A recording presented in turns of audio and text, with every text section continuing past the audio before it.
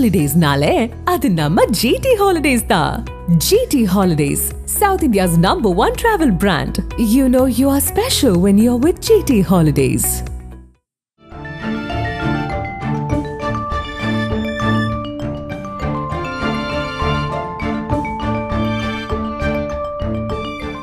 உங்கள் ஜீரண கோளாறுகளுக்கும் வயிற்றெரிச்சலுக்கும் சரியான ஒரு தீர்வு.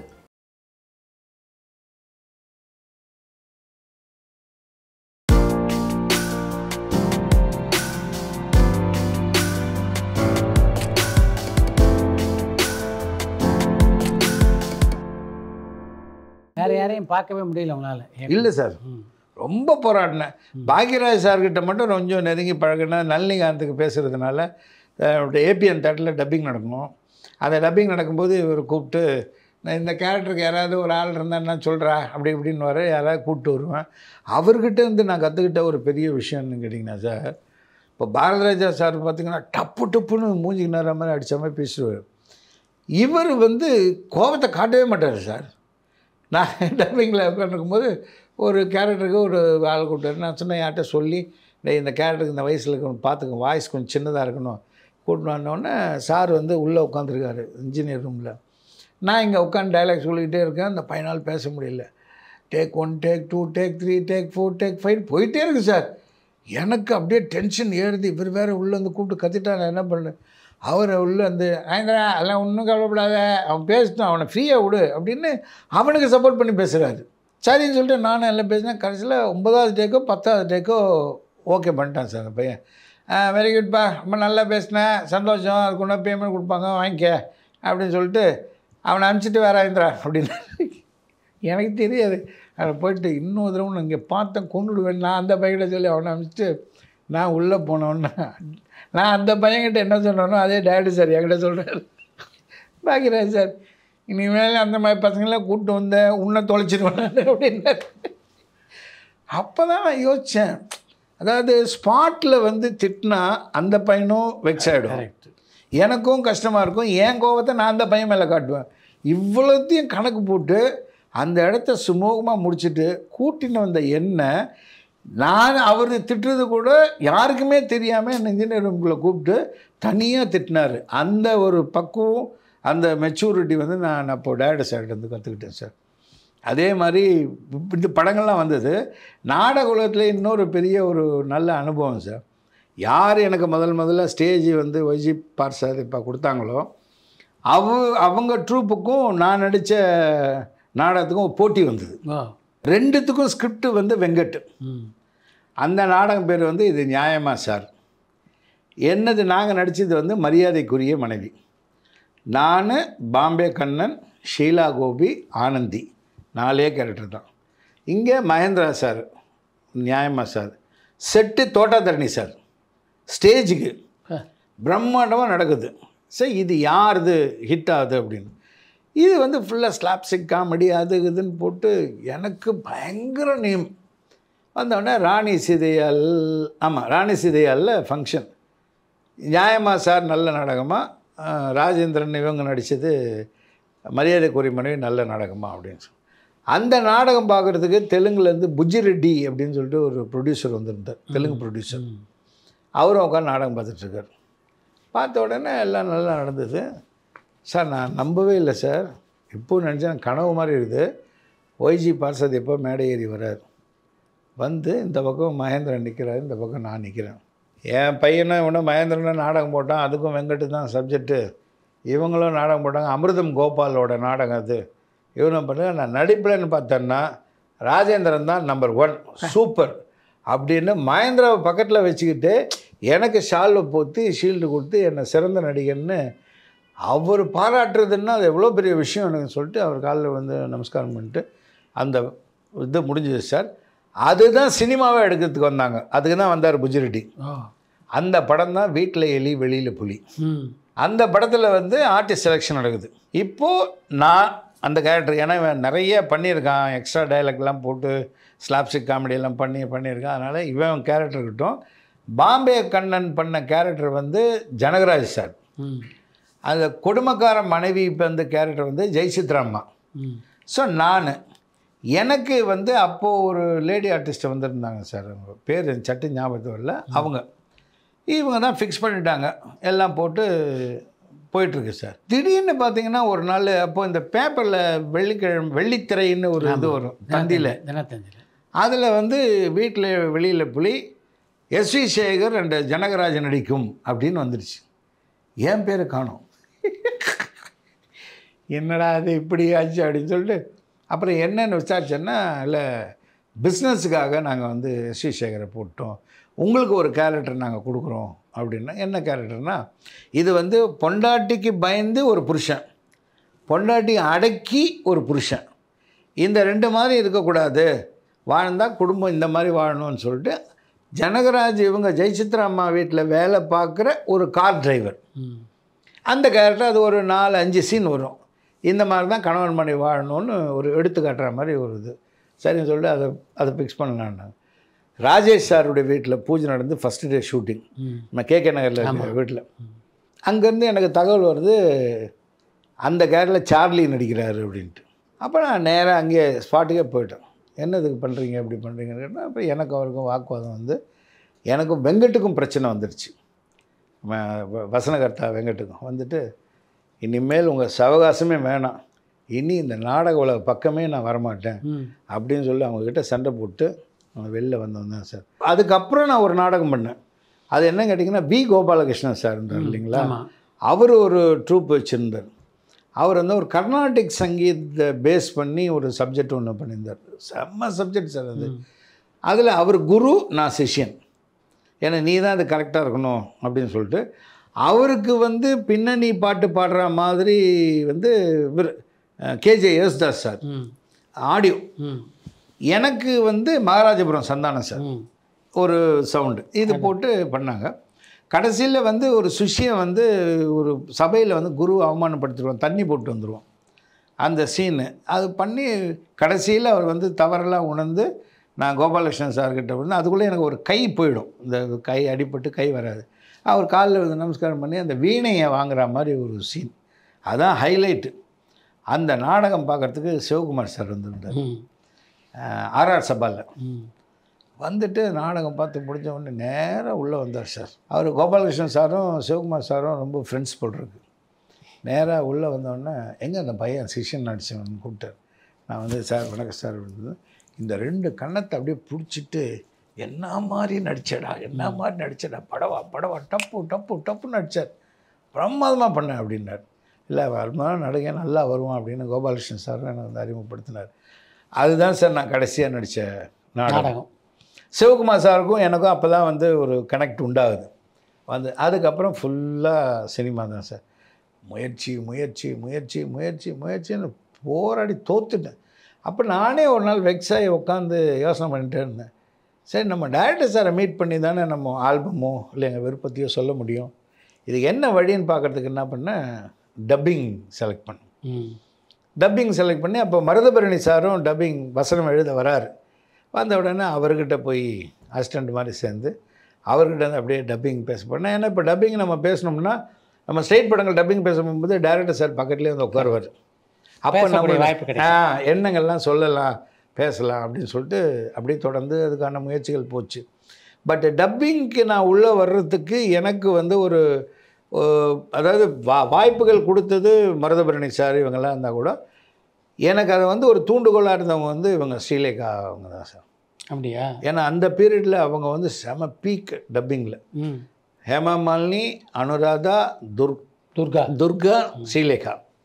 அப்போ வந்து தெலுங்குலேருந்து தமிழுக்கு மொழிபெயர்க்கப்பட்ட படங்கள் ஜெயபிரதா, ராதிகா மேடம், இந்த மாதிரி பெரிய பெரிய ஆர்டிஸ்ட்டுங்களுக்கெல்லாம் விஜயசாந்தி மேடம், அவங்களுக்கெல்லாம் வந்து இவங்க ஸ்ரீலேகா பேசிகிட்டு இருப்போம். அப்போது நாடகங்கள்லாம் நாங்கள் நடிச்சிருக்கிறோம். அப்போ நாடகத்தில் கூட பார்த்திங்கன்னா அவங்க ஹீரோயின் கேரக்டர் பண்ணும்போது நான் ஜூனியர் ஆர்டிஸ்ட்டு அந்த அந்த காலகட்டத்தில். அப்போது இவங்க டப்பிங் பேசிகிட்டு இருக்கும்போது இவங்க என்ன அடிக்கடி டப்பிங் போகிறாங்க, நம்மளும் போய் அந்த டப்பிங் என்னென்னு பார்க்கலாமேன்னு சொல்லிட்டு அவங்கள பார்க்குறதுக்காக போய் அப்படியே டப்பிங் பார்ப்பேன் சார். ராயப்பேட்டாவில் மெட்ராஸ் சினி லேப்ன்ட்டு ஒன்று இருக்குது, அங்கே நிறைய டப்பிங் நடக்கும், அங்கே தான் போவேன் நான். அப்போது கேஏவி கோவிந்தன் சொல்லிட்டு ஒருத்தர் இருந்தார். அவர் தான் அப்போ பீக். புரட்சிதாசன், கேஏவி கோவிந்தன், அப்புறம் இன்னொரு நம்ம கூமா பாலசுப்ரமணியம் சார் அப்பா, அவங்க எல்லாருமே இருந்தாங்க. அப்போ இவங்க என்ன பண்ணாங்க, ஸ்ரீலேகா போயிட்டு இவரும் டப்பிங்லாம் பேசுகிறதுக்கு ஆசைப்படுறாரு சார், ஏதாவது டப்பிங் நீங்கள் கொடுங்களேன், வாய்ப்பு கொடுங்களேன் அப்படின்ட்டு கேஏவி கோவிந்தன்கிட்ட சொல்லி கொடுத்தாங்க. அவர் வந்து சரிம்மா வாய்ப்புகள் கொடுக்கலாம் அப்படின்னு சொல்லிட்டு கூப்பிட்டு என்னை வந்து ஒரு கேரக்டர் பேச வச்சார். பேசிட்டு அவர் தேட்டர்லேயே எல்லோரும் உட்காந்துருக்கும்போது, என்னம்மா உன்னை போய் டப்பிங் பேச சொல்கிறேன், இவன் பொம்பளை குரல் மாதிரி இருக்குது இவனுக்கு அப்படின்னு சொல்லிட்டு எல்லோரும் முன்னாடியும் ஒரு மாதிரி அசிங்கப்படுத்திட்டார். தம்பி நீ நல்லா பேசுகிற, ஒன்றும் பிரச்சனை இல்லை, கதாநாயகி வேணால் பேச வைக்கிறேன், உன்னோட வாய்ஸை வந்து கனமாக்கிட்டு வா, ஆம்பளைத்தனமாக கொண்டு வா அப்படின்னாரு. நான் இவங்களை வந்து சொன்னேன், ஏங்க நான் உங்களை பார்க்க வந்து நீங்கள் எதுக்குங்க போய்ட்டு, இல்லை அவ்வளோ ஆர்வமாக பார்த்துட்டு இருந்தீங்களே, பரவாயில்ல அது ஒன்றும் பார்த்துக்கலாம், என்ன பேசிட்டிங்களா, என்ன தொடர்ந்து பேசவா போகிறீங்க, பார்த்துக்கலாம் அப்படின்ட்டாங்க இவங்களும். பட் எனக்கு அவர் தேட்டரில் சொன்னது ஏறிடுச்சு சார் மண்டையில். என்ன நம்மளால் முடியாது டப்பிங்க, பார்க்கலாம் அப்படின்னு சொல்லிட்டு நான் என்ன பண்ணேன், போயிட்டு சரி நாக்கு பெறணுன்ட்டாங்க. தமிழ் நல்லா பேசுவான் ஏற்கனவேன்ட்டு, இருந்தாலும் சன்னமாக இருக்குது குரல், பெருசாக இருக்கணும் குரல், கம்பீரமாக இருக்கணும். சங்கத்தமிழ், குரலோவியம், தினத்தந்தி பத்திரிகை, அது எல்லாத்தையும் வாங்கிட்டு பீச்சுக்கு போய்டுவோம் சார். பீச்சுக்கு போயிட்டு ஒரு 10, ஆமாம் 11 மணிக்கு பீச்சுக்கு போய்டுவோம் சார். போயிட்டோன்னா அங்கே எல்லாத்தையும் பிரித்து வச்சுட்டு குரலோவியத்தெல்லாம் எடுத்து வச்சுட்டு எதுகை மோனையில் வந்து தாடா தாடா தாடா போடான்னு கற்றுவேன். அது வந்து அங்கே இருக்கிற ஒரு சில பேருக்கு டிஸ்டர்பன்ஸ் ஆச்சு. அவங்க படகு மாற்றி உட்கார ஆரம்பித்தாங்க. அதில் போய்ட்டு நான் பாட்டு இதை பற்றி கவலையே படாமல் தினத்தந்தி பேப்பர் வச்சுட்டு என்று முக்கிய செய்தி அப்படின்னு கற்றுவேன். அப்புறம் அந்த அலைக்கிட்ட போய் நின்று கற்றுவேன். இப்படி கத்தி கத்தி கத்தி கத்தி கத்தி கத்தி ப்ராக்டிஸ் ஆகி ஓரளவு கொஞ்சம் மோல்டாச்சு சார். அப்புறம் பரணி அண்ணாக்க நிறைய படங்கள் வர ஆரம்பிச்சிது, மருதபரணி அண்ணாக்கு. அவர் படங்களை எல்லாருக்கும் பேச ஆரம்பித்தேன். நூத்தன் பிரசாத், ராவ் கோபால் ராவ், கோட்டா சீனிவாச ராவ், எல்லாருக்குமே பேசிகிட்டே இருந்தேன் நான். பேச அப்போது பரணி சார் கூப்பிட்டு எனக்கு ஒரு அட்வைஸ் பண்ணார். எப்படி நாகேஷ் சார் வாழ்க்கைக்கும் நடிப்புக்கும் எனக்கு ஒரு அட்வைஸ் கொடுத்தாரோ, அந்த மாதிரி டப்பிங்கில் பரணி சார் எனக்கு ஒரு அட்வைஸ் கொடுத்தார்.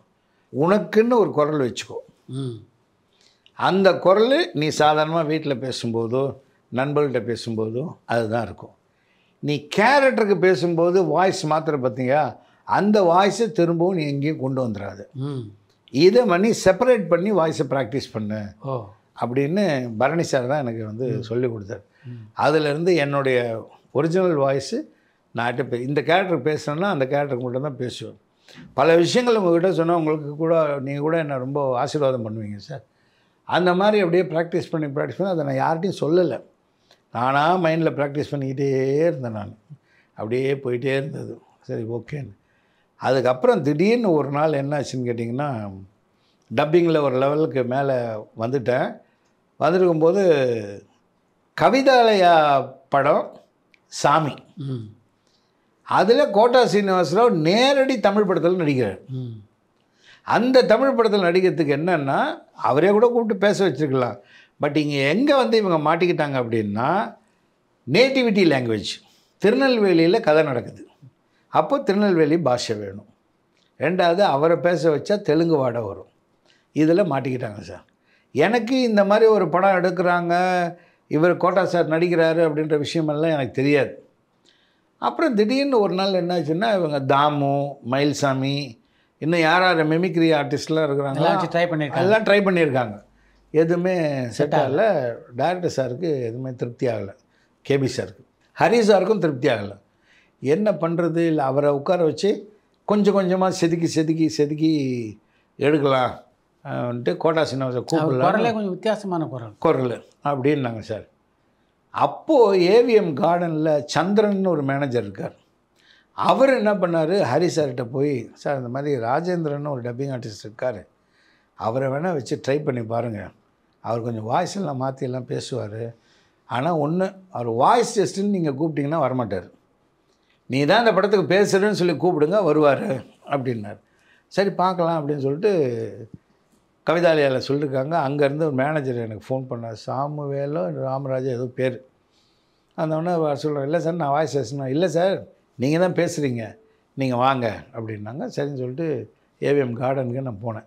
ஹரி சார் உட்காந்துட்டு இருந்தார். வந்தோடனே வாங்க சார், நான் தான் ராஜேந்திரன் சார். வாங்க சார் உட்காருங்க சார், காஃபி சாப்பிடுங்க, டீ சாப்பிடுங்க, எதை கேட்டார். உட்காந்தாரு. நீங்கள் யார், எப்படி, என்ன ஏதுன்ட்டு அவர் எங்கிட்ட பேசுகிறாரு. அவர் குரல் எப்படி இருக்குன்னு அதுதான் அவர் பேச ஆரம்பிக்கும் போதே நான் தெரிஞ்சுக்கிட்டேன், ஓ இவர் வாய்ஸ் டெஸ்ட் பண்ணுறாரு. நான் சாதாரணமாக பேசிட்டே இருந்தேன். அவருக்கு பிடிபடலை, ஏன் எப்படி பேசுகிற குரல் எப்படி செட் ஆகும்னு. அப்போ அவர் என்ன சொன்னார், சார் நீங்கள் தப்பாக எடுத்துக்கலன்னா நான் ஒரு 3 சீன் போடுறேன், 3 வேரியேஷன், நீங்கள் உள்ளே வந்து சும்மா பேசி காட்டுங்க. நீங்கள் தான் பேசுனீங்க, பேசி காட்டுங்க. நம்ம சார்கிட்ட பர்மிஷன் வேறு வாங்கணும், என்ன வாய்ஸ் கேபி சார்கிட்ட. அதனால் பேசினேன். சரி சார் பேசலாம் சார். அப்புறம் உள்ளே வந்தோடனே 3 சீன். ஃபஸ்ட்டு இன்ட்ரொடக்ஷன், இந்த தண்ணியிலேருந்து வெளியில் வந்து அவர் பேசுகிறது. ரெண்டாவது வந்து விக்ரம் சார் கல்யாணத்தில் அந்த பந்த் நடக்கும்போது எல்லோரும் வெட்டி சாய்ச்சோன்னா விக்ரம் சார் கல்யாணத்துலேருந்து நேராக வந்து சபதம் போடுவார் இல்லைங்களா, அந்த சீனு. 3வது கிளைமேக்ஸ், அந்த சூளையில் போட்டு எரிக்கிறது. அது 3 சீனையும் போட்டார். பார்த்துட்டு சரி சார் நான் பேசலாம், ட்ரை பண்ணுறேன் நான் அப்படின்னா வந்து இந்த மாதிரி பக்கத்தில் உட்காந்துட்டார். நான் சொன்னேன், சார் தப்பாக எடுத்துக்காதீங்க, நீங்கள் என் பக்கத்தில் உட்காரக்கூடாது அப்படின்னு. ஏன் சார் அப்படின்னாரு. இல்லை சார் எனக்கு லைட்டெல்லாம் ஆஃப் பண்ணுங்கள், இங்கே யாரும் இருக்கக்கூடாது, நீங்கள் வாய்ஸ் தானே டெஸ்ட் பண்ண போகிறீங்க, நீங்கள் உள்ள இன்ஜினியர் ரூமில் கன்சோல் ரூமில் உட்காருங்க அப்படின்னு. நான் சரி சார் போயிட்டார். 3 சீனும் பேசினேன் சார்.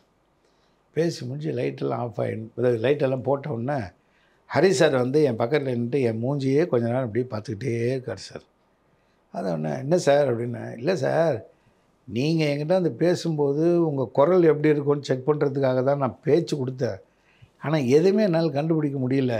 ஆனால் இந்த 3 சீனை நான் போட்ட உடனே இந்த ஸ்பிளிட் பர்சனாலிட்டி சேஞ்ச் ஆகிற மாதிரி உங்கள் வாய்ஸில் அப்படி ஒரு சேஞ்ச் அவர் கொண்டு வந்தீங்களே, அதான் சார் எனக்கு ரொம்ப பிரமிப்பாக இருக்குது, சந்தோஷமாக இருக்குது, குரல் கிடச்சிடுச்சு அப்படின்ட்டு.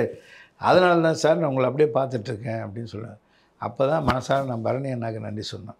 பிச்சை எடுத்தாராம் பெருமாள், அதை பிடுங்கி தின்னாராம் அனுமாரு. ஆனால் இங்கே பிடுங்கிறது திங்கிறது எல்லாம் அந்த பெருமாள் தான்.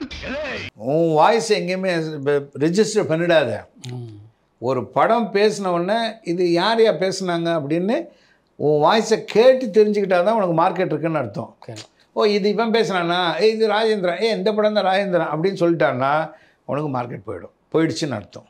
அந்த மாதிரி என்னுடைய பீரியடில் டவுன்ஃபால் ஆனவன் தான் எஸ்என் சுரேந்தர்.